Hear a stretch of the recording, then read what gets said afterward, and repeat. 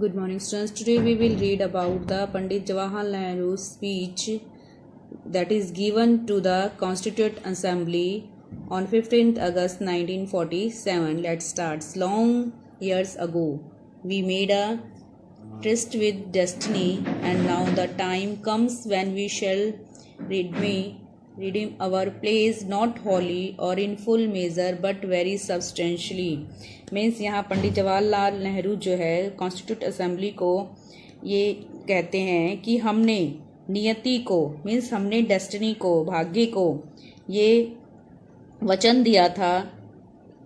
मतलब हमने नियति को एक मिलने का वचन दिया था और अब वो टाइम आ गया है कि हम अपने उस वचन को निभाएं, पूरी तरह से नहीं तो उसे काफ़ी हद तक हम अपने उस वचन को निभाएं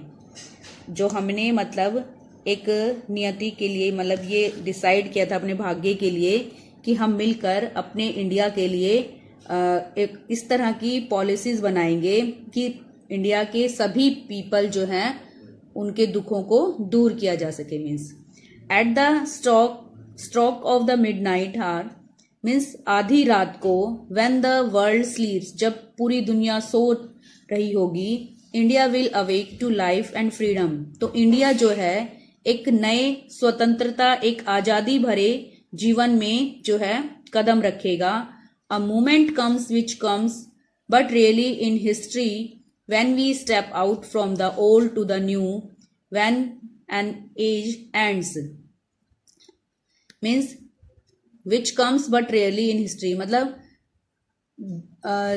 कभी हर नेशन राष्ट्र किसी भी राष्ट्र के लिए मतलब एक किसी भी राष्ट्र के टाइम पीरियड में एक ऐसा टाइम जरूर आता है, मतलब ये देखने को मिलता है कि वहाँ एक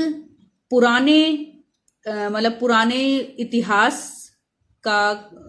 एंडिंग होकर एक नए एज एक नई दुनिया की मतलब एक नए टाइम पीरियड की स्टार्टिंग होती है। मीन्स यहाँ पर हमारा जो पुराना टाइम था जो कि हमारा स्लेवरी से और ब्रिटिश गवर्नमेंट के अंडर हम एक गुलामों जैसी जिंदगी अपनी स्पेंड कर रहे थे, तो अब ये एक वो टाइम आ गया था जब ये राष्ट्र इंडिया जो है एक नए युग में एक नए युग की शुरुआत करने जा रहा था। And when the soul of a nation long suppressed find returns means जो नेशन है राष्ट्र के लोगों की जो आत्मा है उसके अंदर से मतलब जो नई एक किरण जगी, लॉन्ग सप्रेस्ड मीन्स जिसको बहुत लंबे टाइम तक दबाया था। मीन्स जब एक राष्ट्र की लोगों की दबी हुई आवाज जब एक नए युग की शुरुआत आती है, नए युग की शुरुआत होती है, तब उस टाइम उनकी जो दबी हुई आवाजें हैं वो कहीं ना कहीं फूट पड़ती हैं, मीन्स उनमें एक नई उम्मीद की किरण जागती है। It is fitting that at this solemn moment we take the place of dedication to the service of India. ये वो टाइम पीरियड मतलब ये वो सोलेमन मीन्स पवित्र क्षण है जिसमें हमने अपने जो हमने वादे किए थे, जो हमने वचन लिए थे अपनी इंडिया की सर्विस के लिए मीन्स उसकी सेवा करने के लिए, तो हम उसे पूरे डेडिकेशन के साथ पूरे समर्पण के साथ उस वर्क को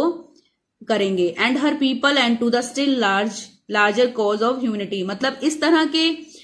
लोगों की भलाई के लिए वर्क करेंगे, मानवता के लिए ऐसे वर्क करेंगे जो लोगों की भलाई के लिए होंगे। Freedom and power bring responsibility. जब किसी भी कंट्री को मान लीजिए या हमें फ्रीडम मिलती है तो और पावर मिलती है तो उस फ्रीडम और पावर के साथ हमें ये हमारी ये रिस्पॉन्सिबिलिटी बन जाती है, हमारी ये जिम्मेदारी बन जाती है। The responsibility rest upon his assembly तो ये जो अब नए स्वतंत्र भारत के अंदर जो लोगों के ऊपर जो पावर उन्हें मिली थी स्वतंत्रता के साथ साथ जो उन्हें पावर मिली थी, तो अब उनकी ये रिस्पॉन्सिबिलिटी भी बढ़ गई थी। अब जो रिस्पॉन्सिबिलिटी थी वो मोस्ट ऑफ किस पर थी, असेंबली पर थी। A sovereign body